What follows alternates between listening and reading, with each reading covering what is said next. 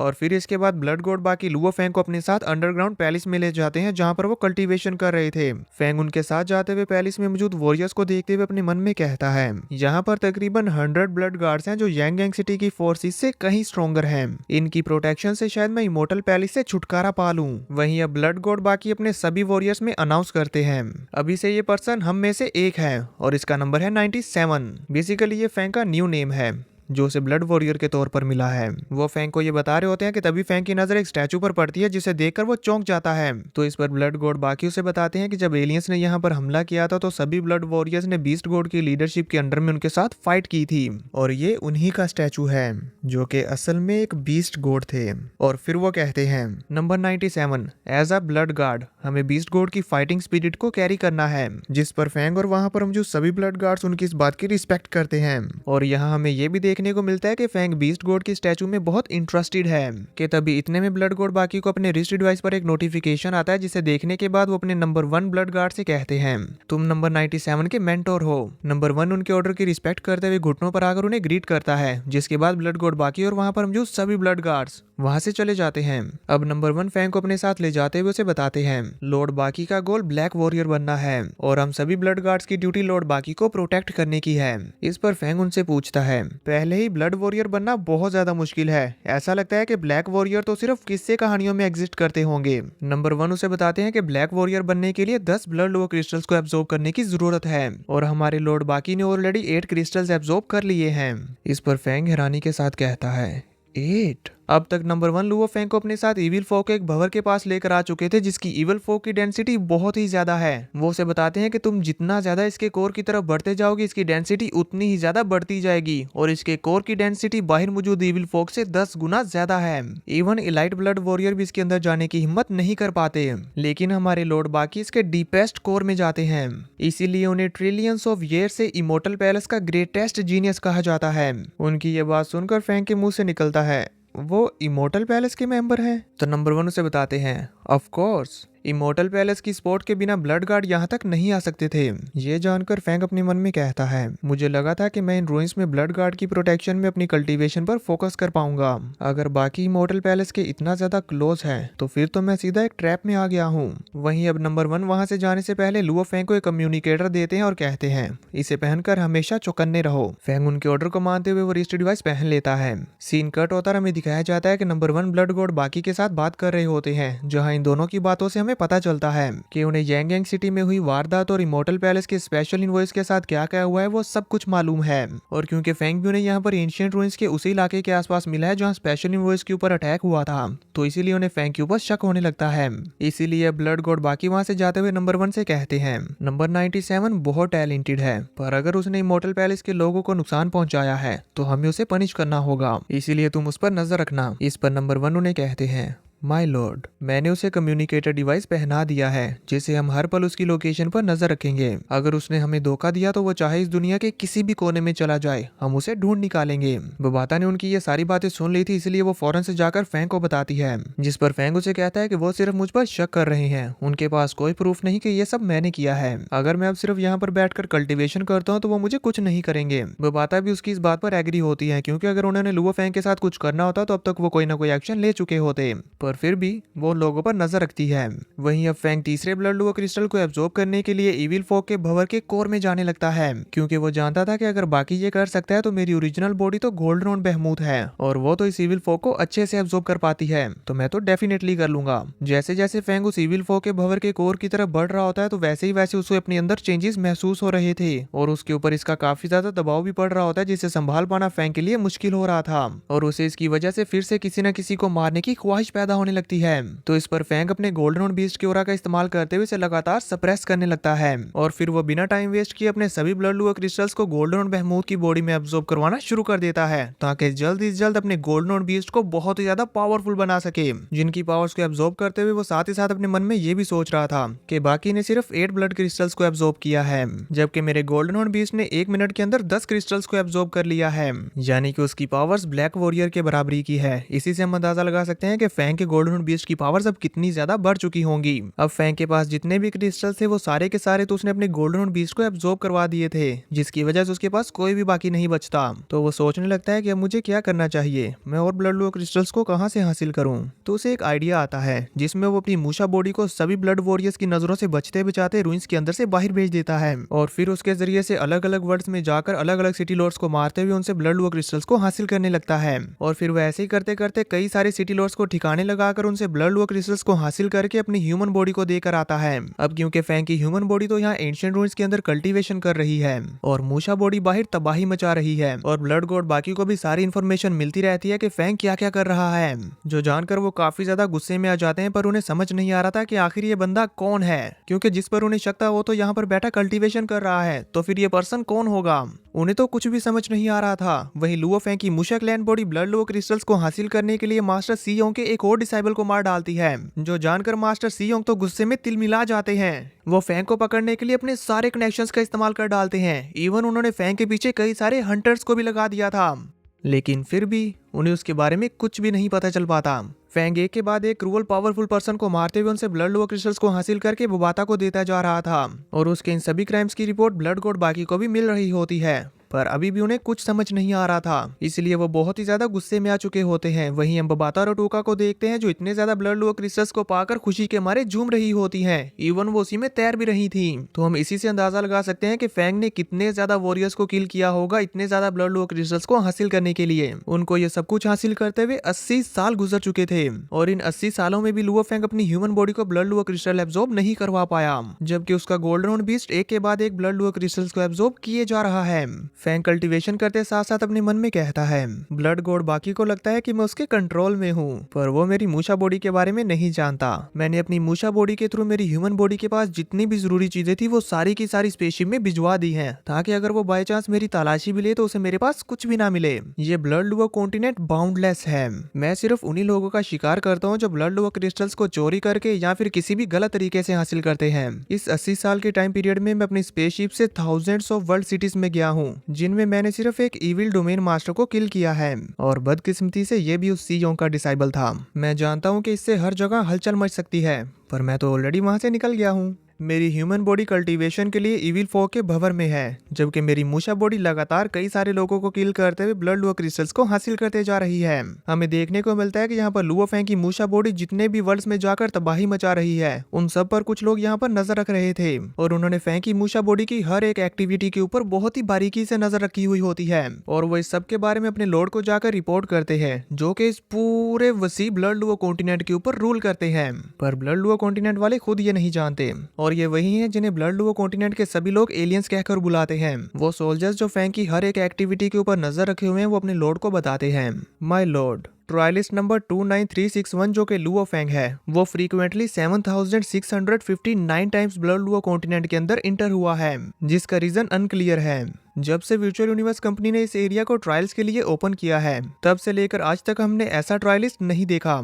इस पर उनका लॉर्ड उनसे कहता है, उसे अपने हिसाब से काम करने दो, तुम लोग उसमें इंटरफेयर नहीं करोगे।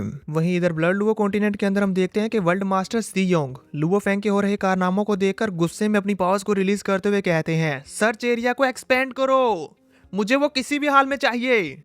तभी हमें देखने को मिलता है कि इस over the period of time में लुओ फैंग ने नाकी के ऊपर भी नजर रखी हुई होती है कि उसकी प्रोग्रेस कैसी जा रही है, जो वाकई में ही काफी अच्छी प्रोग्रेस कर रहा था और फैंग उससे खुश भी होता है क्योंकि वो अपने खुद के दम पर ही इतना ज्यादा ग्रो कर चुका है, जो हमें आगे देखने को मिलेगा। फैंग हमें बताता है कि 80 साल गुजर चुके हैं और अब फाइनली मैं इविल फोक के भंवर के कोर एरिया में जा पाया हूँ और यहाँ इस कोर के अंदर कोई भी इविल फोक नहीं है, लेकिन यहाँ कुछ बहुत ही पुरानी और गहरी चीज है, जो और कुछ नहीं बल्कि स्टेलर जायंट की छोड़ी हुई पावर है। इसके विजुअल्स हमें वीडियो में भी दिखाए जा रहे होते हैं, जो आप स्क्रीन पर देख ही सकते हैं। फैंग बताता है कि मैंने यहाँ पर कोर में रुककर एक न्यू स्किल को मास्टर किया, जिसका नेम है स्काई ब्रेकिंग क्लो, और यहाँ पर बैठकर कल्टीवेशन करने से मैंने कई सारे डॉट्स को कनेक्ट करते हुए अपनी 7 शैडो टेक्निक को और भी ज्यादा इंप्रूव कर लिया और उसके डेथ स्किल को अनलॉक किया, जो मेरी अल्टीमेट टेक्निक है। पर मैं इसकी रियल पावर को तब तक यूज नहीं कर सकता जब तक कि मैं मरने के लिए तैयार ना हूँ, जिसका मतलब है कि शायद मैं इसे फुली मास्टर तब कर सकता हूँ जब मैं मरने वाला होऊंगा। इसी से हमें पता चलता है कि फैंग ने इस पीरियड ऑफ टाइम में काफी ज्यादा इंप्रूवमेंट कर ली है। वहीं दूसरी तरफ हमें दिखाया जाता है ब्लड गॉड बाकी को, जो अपने थ्रोन पर बैठे अपने रिस्ट डिवाइस में देख रहे होते हैं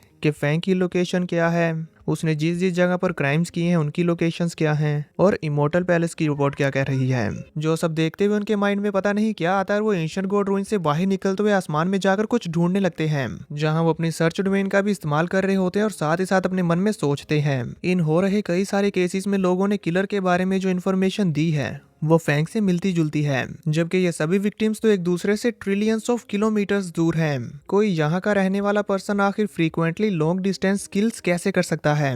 हो ना हो इसकी सिर्फ एक पॉसिबिलिटी है।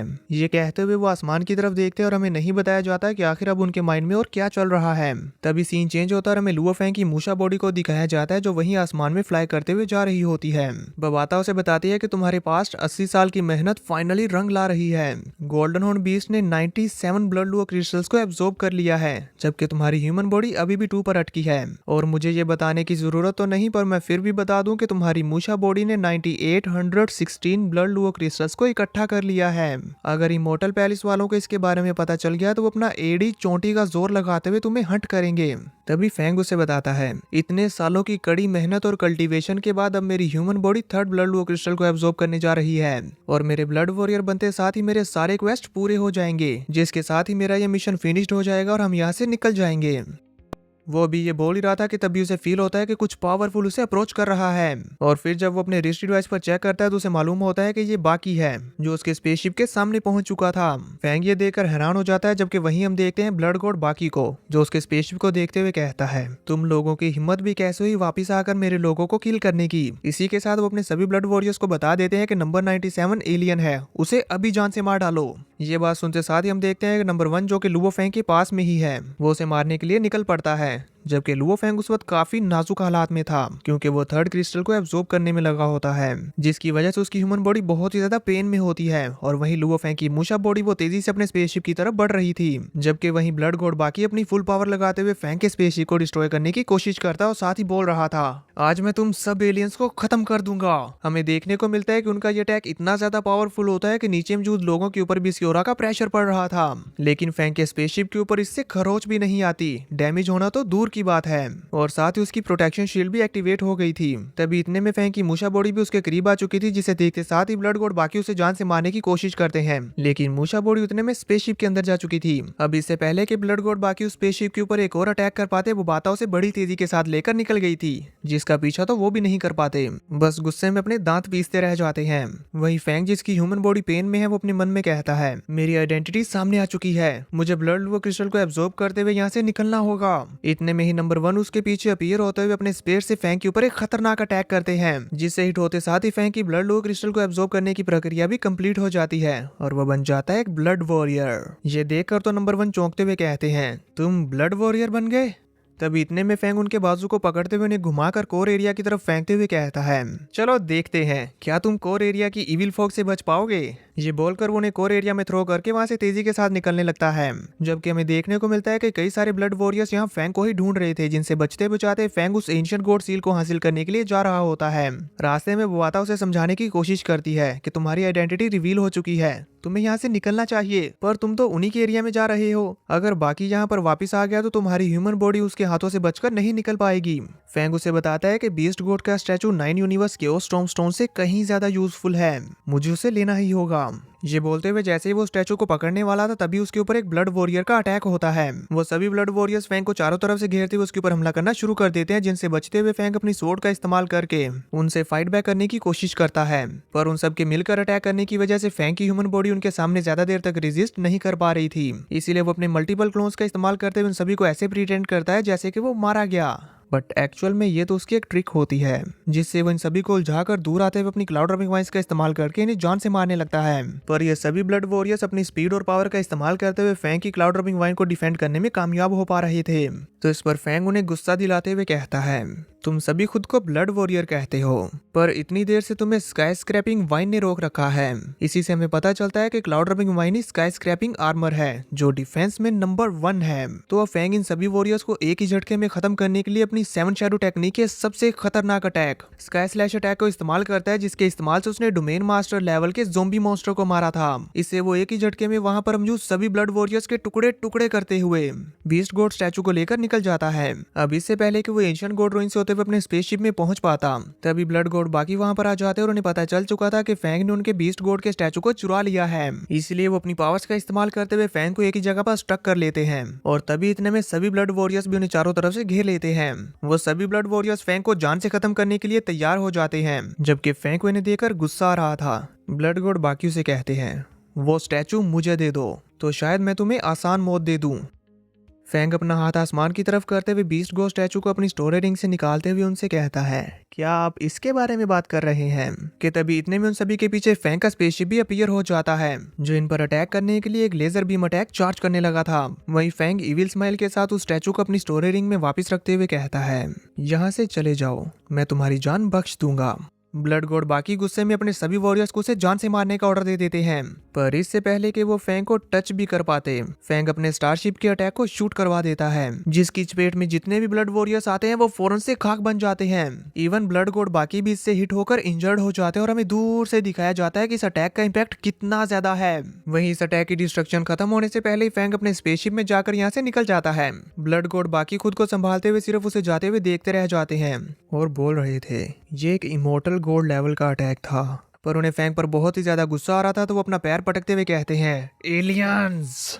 वहीं अब फैंग स्पेसशिप में ध्यान लगाकर अपने गोल्डन हॉर्न बीस्ट के इनर वर्ल्ड में जाता है, जहां वो इस बीस्ट गॉड के स्टैचू को देखते हुए कहता है, इसकी पावर ऑफ लॉस से मैं अपने गोल्डन हॉर्न बहमूद के स्काई ब्रेकिंग स्किल को जल्दी इंप्रूव कर पाऊंगा और साथ ही मैं यूनिवर्स ओरिजिन लॉस के बारे में और जान सकूंगा। मुझे ऐसा फील हो रहा है कि इसके इस्तेमाल से मैं काफी कुछ जान पाऊंगा और ग्रो कर सकूंगा। तभी वो बाता फैंग के पास आती है और खुश होते हुए बताती है, ये हे हमारी ब्लड लुआ कॉन्टिनेंट की जर्नी सक्सेसफुल हो गई, अब हमें जल्दी से यहाँ से निकलना है। तभी फैंग उसे कहता है, नहीं, एक आखिरी चीज बची है, हमें नाकी के पास जाना है, क्योंकि मैंने उससे कहा था कि जब तक वो यूनिवर्स लेवल तक ना पहुंच जाए वो उस जगह से ना निकले। मैं देखना चाहता हूँ कि इतने सालों के बाद अभी उसकी प्रोग्रेस कैसी है और वो क्या कर रहा है। इसी के साथ सीन कट होता हमें दिखाया जाता है कि जैसे वो बाता लुआ फैंग को उस जगह पर लेकर पहुंचती है जहाँ फैंग ने नाकी को छोड़ा था, तो उन्हें वो वहां पर कहीं भी नजर नहीं आता। इसीलिए वो दोनों मिलकर उसे ढूंढने लगते हैं, पर नाकी के वहां पर होने का कोई भी निशान नहीं था, बस उसकी ट्रेनिंग के निशानात ही बाकी बचे होते हैं। इससे फैंग को मालूम हो जाता है कि नाकी यूनिवर्स लेवल तक पहुंच चुका है, इसीलिए वो अपने फादर को बचाने के लिए चला गया। ये जानकर वो शॉक हो जाता है, क्योंकि उसे पता था कि वो अकेला वहां पर कुछ नहीं कर पाएगा। इसी के साथ सीन कट होकर हमें सी योंग पैलेस का व्यू दिखाया जाता है, जो कि असल में एक जॉइंट बीस्ट के स्कल के नीचे बना होता है, ना कि वहां की प्रिजन के अंदर पहुंचकर अपने स्पिरिचुअल वेपन्स का इस्तेमाल करते हुए वहां पर मौजूद सभी गार्ड्स को किल कर देता है। जहां उसे एक जगह पर अपने फादर मिल जाते हैं, जिसे इन लोगों ने जंजीरों से बांधकर लटकाया हुआ था। ना कि जल्दी से अपने स्पिरिचुअल वेपन्स का इस्तेमाल करते हुए उन्हें फ्री करवाता है और नीचे ले आता है, जहां वो अपने फादर को अपने गोद में पकड़कर कहता है, फादर, मैं आपको बचाने के लिए आ गया। यहाँ हमें ये भी मालूम होता है कि नाकी के फादर की आंखों की रोशनी जा चुकी है। वो अपने बेटे से कहते हैं, नाकी, क्या ये वाकई तुम हो? तुम अब तक कहाँ थे? मैंने तुम्हें बहुत याद किया। इस पर नाकी उनसे माफी मांगता है और फिर उन्हें अपने साथ ले जाने लगता है। तभी उसके फादर कहते हैं, नहीं रुको, मुझे अपने साथ मत ले जाओ, तुम बस यहाँ से भाग जाओ, ये एक ट्रैप है। इस पर नाकी अपने फादर को शांत करते हुए कहता है, फादर, मुझे न्यूज मिली है कि वर्ल्ड मास्टर सी योंग बाहर गया हुआ है और यही हमारे यहाँ से बचकर निकलने का परफेक्ट टाइम है। ये कहते हुए वो अपने फादर को सहारा देते हुए साथ ले जाने लगता है और साथ ही साथ बताता है, पिछले 80 सालों में सी योंग ने यांगयांग सिटी के काउंटलेस इनोसेंट लोगों को किल किया है और हमारे होम टाउन को तो उसने लिविंग हेल बना रखा है।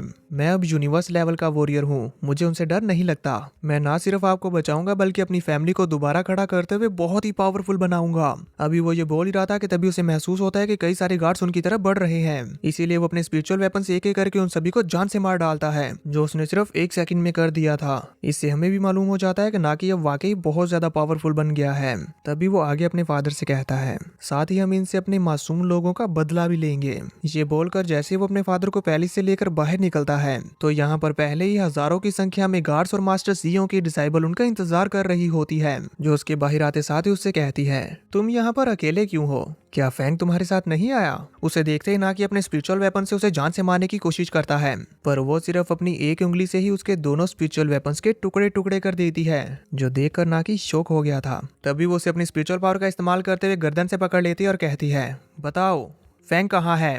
नाकी उसे ये बताने की बजाय जो उसका ब्लड निकल रहा था उसी से उसके फेस पर थूकता है और कहता है, मुझे नहीं पता। इस पर वो गुस्से में अपनी स्पिरिचुअल पावर का इस्तेमाल करते हुए नाकी को जमीन पर पटक पटक के मारने लगती है और इधर उधर घसीटते हुए उसे एक जगह पर ठोकते हुए कहती है, मुझे बताओ वो कहाँ है, नहीं तो मरो। जब वहाँ से डस्ट हटती है तो हमें देखने को मिलता है कि नाकी की हालत तो अब अधमरी सी हो चुकी है और उसकी बॉडी की आधे से भी ज्यादा हड्डियां चूर चूर हो गई हैं और उसके बॉडी के हर हिस्से से ब्लीडिंग हो रही थी। तब भी वो गुस्से में उसे देखते हुए कहता है, मुझे नहीं पता। इस पर वो कहती है, तुम तो बहुत डिटरमाइंड हो। अब क्योंकि उसे नाकी से लुओ फेंग के बारे में जानने का कोई और तरीका नहीं मिल रहा तो वो उसके फादर को अपनी स्पिरिचुअल पावर से हट करते हुए कहती है, मुझे लगता है कि तुम एक अच्छे बेटे हो। अपने फादर को तकलीफ में देकर नाकी उसे कहता है, उन्हें छोड़ दो। वो कहती है, ये तुम्हारा लास्ट चांस है, बता दो फेंग कहाँ है। नाकी अपने फादर को तकलीफ में देकर तड़पने लगता है और उन्हें छोड़ने की गुहार लगाने लगा था, पर वहां पर खड़े हुए बेरहम गार्ड्स उस पर हंसने लगते हैं और सीओ की वो डिसेबल काउंटडाउन कर रही थी 3, 2, 1 के तभी इतने में फेंग अपना इविल ऑरा रिलीज करते हुए उसके पीछे अपीयर हो जाता है और कहता है, तुम मुझे ढूंढ रही हो। फेंग की प्रेजेंस को फील करते साथ ही उसकी हालत खराब हो जाती है और वो बेचारी तो अपनी जगह से मूव भी नहीं कर पाती। इससे पहले कि वो पीछे मुड़कर फेंग को देख पाती, फेंग उसके सर को पकड़कर पिचका देता और उसकी बॉडी के अंदर अपने हाथ को धंसाते हुए उसके कोर को बाहर निकालकर डिस्ट्रॉय कर देता है और उसकी बॉडी को भी जोर से जमीन के ऊपर पटक के मारता है। ये देखकर जैसे ही वहां पर जो सभी ब्लड गार्ड्स फेंग के ऊपर अटैक करने के लिए आगे बढ़ते हैं तो फेंग अपने ऑरा को रिलीज करते हुए और अपनी स्पीड का इस्तेमाल करते हुए उनमें से बहुत सारे ब्लड गार्ड्स को एक ही झटके में मार डालता है, जिससे उन सभी ब्लड गार्ड्स की बॉडी आसमान से हो रही बारिश के जैसे जमीन पर गिरने लगती है और जो बचे कुचे गार्ड्स होते हैं वो नाकी और नाकी के फादर पर अटैक करने की कोशिश करते हैं, पर फेंग उन्हें भी मार देता है। फेंग को देखकर नाकी काफी ज्यादा खुश हो जाता है और कहता है, ब्रदर फेंग। के तभी इतने में पीछे से मास्टर सीओ की भारी भरकम आवाज आती है, तो तुम हो फेंग। फेंग भी उसे देखते हुए कहता है, वर्ल्ड मास्टर सीओंग, तुम वापिस आ गए। मास्टर सीओंग अपनी पावर्स को रिलीज करते हुए कहते हैं, तुम्हारी हिम्मत भी कैसे हुई मेरे 3 डिसाइबल्स को किल करने की, अब इसका बदला तुम अपनी जान से चुकाओगे। उसकी पावर्स को रिलीज होता हुआ देखकर फेंग नाकी से कहता है, अपने फादर को साथ लेकर यहाँ से दूर सेफ जगह पर चले जाओ। फिर वो कहता है, लेकिन फेंग अभी।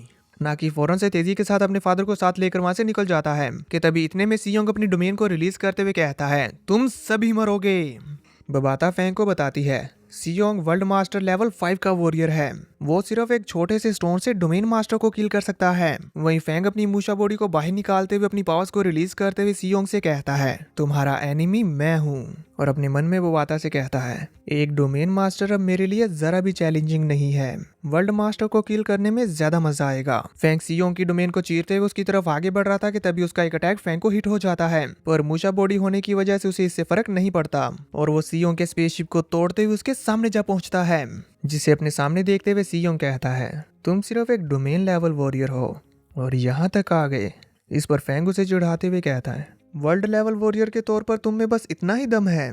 जिस पर अब मास्टर सीओंग भी अपने वेपन्स को बाहर निकाल लेता और दोनों अपने अपने ऑरा को रिलीज करते हुए एक दूसरे के साथ कॉम्बैट फाइट करने लगते हैं और ये दोनों एक दूसरे को बराबरी की टक्कर दे रहे होते हैं, जिसमें एक बार तो फेंग ने सीओंग की बॉडी के अंदर अपने वेपन को धंसा दिया था, लेकिन ये तो बस उसका क्लोन होता है और उल्टा उसने पीछे हटते हुए फेंग की बॉडी के ऊपर स्लैश लगाकर उससे ही टुकड़े टुकड़े कर दिया था, पर मूशा बॉडी की होने की वजह से वो दोबारा से जुड़ जाता है और फिर जैसे वो सीओंग के ऊपर अटैक करता है तो हमें देखने को मिलती है सीओंग की एक इविल स्माइल, जिसके साथ ही वो कहता है, वेरी स्लो। इससे पहले कि फेंग कुछ समझ पाता, सीओंग ने फेंग के आसपास का सारा इन्वायरमेंट ही बदल डाला था, जो देखते हुए वो बाता उसे बताती है, ये सीओंग का इंटरनल वर्ल्ड है जो उसने अपनी रियल्म लॉर्ड की पावर का इस्तेमाल करते हुए बनाया है। ये सारी जगह उसके बनाए हुए रूल्स को फॉलो करेगी। तुम कुछ। इससे पहले वो बाता उसे कुछ और बता पाती, उसका फेंग से कनेक्शन कट हो जाता है।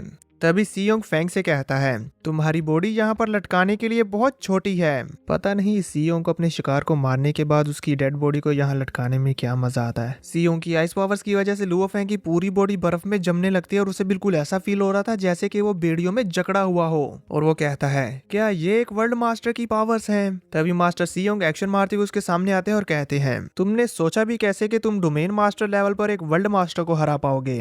अब मरो। ये कहते हुए वो अपने वेपन को लुओ फेंग के ऊपर थ्रो कर देते हैं। इससे पहले कि फेंग उनके वेपन से हिट होकर मारा जाता, वो उनकी आइस पावर से निकलते हुए अपनी स्वॉर्ड के साथ उनके अटैक को ब्लॉक कर लेता है, पर इसके इंपैक्ट की वजह से वो दूर जा लगता है। साथ ही मास्टर सीओंग भी उस पर अपनी आइस पावर से हमला करते हुए उसे फ्रीज करके मारने की कोशिश करते हैं, पर यहाँ पर फेंग और अब उनके बीच फाइट होने लगी थी, जहाँ फेंग अपनी मूशा बॉडी की वजह से उनके सभी हमलों से बच पा रहा होता है, पर उसे जल्दी ही समझ आ जाता है कि वो ज्यादा देर तक इससे नहीं बच सकता और ना ही बराबरी की फाइट कर सकता है। इसीलिए वो कहता है, मुझे इसे जल्दी खत्म करना होगा, और ये कहते हुए वो अपने थाउजेंड्स क्लोन बना लेता है। खुद को इस तरह से उसके हजारों क्लोन्स में घिरा हुआ देखकर मास्टर सीओंग कहते हैं, तुमने मुझे मेरा इंटरनल वर्ल्ड यूज करने पर फोर्स किया और अब यहाँ पर अपनी घटिया ट्रिक्स यूज कर रहे हो। पर फैंग उनकी बात ना सुनते हुए अपने सभी क्लोन्स के साथ हमला करने के लिए आगे बढ़ जाता है, जिस पर मास्टर सियोंग अपनी स्वॉर्ड को काफी ज्यादा लंबा करते हुए एक ही बार में घुमाकर फैंग की कई सारी शैडोज को खत्म कर देता है। पर फिर भी उनकी तादाद खत्म होने का नाम ही नहीं ले रही होती, क्योंकि फैंग बार बार अपने क्लोन्स बनाए जा रहा था। मास्टर सियोंग भी लगातार अपनी स्वॉर्ड घुमाते हुए उन सभी को खत्म करते जा रहे थे कि तभी इतने में फैंग अपनी रियल बॉडी के साथ उन पर पीछे से अटैक करता है, जिसे मास्टर सियोंग अपनी प्रोटेक्शन शील्ड से ब्लॉक तो कर लेते हैं, पर इसके इम्पैक्ट की वजह से वो जमीन पर आ गिरते हैं। इसलिए अब उन्हें फैंग के ऊपर और भी ज्यादा गुस्सा आ चुका था कि तभी इतने में फैंग के सभी क्लोन्स उसको घेर कर उसके ऊपर हमला करने के लिए तैयार थे। और फिर जैसे ही वो अटैक करना शुरू करते हैं तो उन सभी के अटैक से बचने के लिए मास्टर सियोंग अपनी मल्टीपल प्रोटेक्शन शील्ड का इस्तेमाल करते हुए बचने लगे थे, लेकिन फैंग अपना छोटा सा क्लोन बनाते हुए उनकी डिफेंसिव शील्ड के अंदर घुसकर उनके फेस पर कट लगा देता है, जिससे उनका खून खोल उठता है और वो एक ही बार में अपने ऑरा को रिलीज करते हुए फैंग के सभी क्लोन्स को खत्म कर देते हैं और अपनी सबसे खतरनाक टेक्निक का इस्तेमाल करते हुए कहते हैं, यंग मैन, अब मैं तुम्हें दिखाता हूँ कि एक वर्ल्ड मास्टर क्या क्या कर सकता है।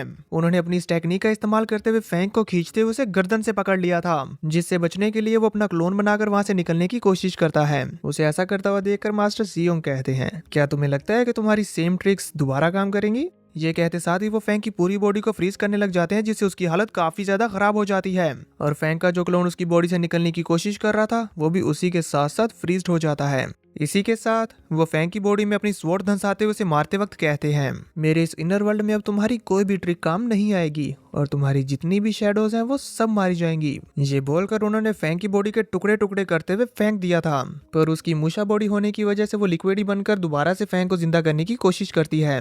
तो मास्टर सियोंग उसे वहीं पर फ्रीज कर देते हैं कि तभी इतने में फैंग की बॉडी का एक हिस्सा जो कि बाजू है और उसके हाथ में स्वॉर्ड है, वो मास्टर सियोंग के पीछे से उसके अंदर अपनी स्वॉर्ड धंसा देता है, जिसके बारे में उन्हें तब पता चलता है जब स्वॉर्ड उनके अंदर धंस चुकी थी, पर अब तक तो उनका कोड डिस्ट्रॉय हो जाता है। इसी के साथ मास्टर सियोंग का किस्सा खत्म और उनका इनर वर्ल्ड भी टूटना शुरू हो जाता है। वहीं फैंग की मूशा बॉडी भी दोबारा से रिक्रिएट हो जाती है और सियोंग की आखिरी सांसों में फैंग उससे कहता है, मैं अपनी न्यू स्किल डेथ का इस्तेमाल कर रहा था। डेथ को एक्सपीरियंस करने के बाद फाइनली मैंने इसे समझ लिया, यानी कि दोस्तों फैंग यहाँ पर मरते मरते बचा है। इसी के साथ सियोंग का इनर वर्ल्ड डिस्ट्रॉय हो जाता है और उसकी स्पेसशिप के अंदर भी बड़े बड़े ब्लास्ट होते हुए वो भी उसी के पैलेस के साथ क्रैश कर जाती है और साथ ही उसने अपने इनर वर्ल्ड में जितने भी ट्रेजर्स रखे होते हैं वो सब भी यहाँ बाहर आ जाते हैं। फैंग उन ट्रेजर्स के पास आते हुए कहता है, सियोंग को असैसिनेट करने की बजाय फेस टू फेस किल करने में ज्यादा मजा आया। मेरी यहाँ की 80 साल की कल्टीवेशन ने मुझे बहुत हेल्प की है। वो बाता उसके इनर वर्ल्ड के ट्रेजर्स को देखकर काफी ज्यादा खुश हो रही होती है कि तभी फैंग की नजर एक अननोन बॉक्स पर पड़ती है, जिसे जब वो उठाकर देखता है तो उसे पता चलता है कि इसे अभी तक नहीं खोला गया, पर क्योंकि वो इसके बारे में नहीं जानता था तो वो बाता उसे बताती है, इसके ऊपर जो सिंबल बना हुआ है ये इंसेक्ट क्लैन का है। मुझे यकीन नहीं हो रहा, इंसेक्ट क्लैन की चीजें यहाँ ब्लड लुओ कॉन्टिनेंट में भी फैली हुई हैं। इस पर फैंग कुछ सोचने लगता है और कहता है, हमें इसके बारे में रिपोर्ट करनी होगी। ये बोलकर वो उस बॉक्स को अपनी स्टोरी रिंग में रख लेता है।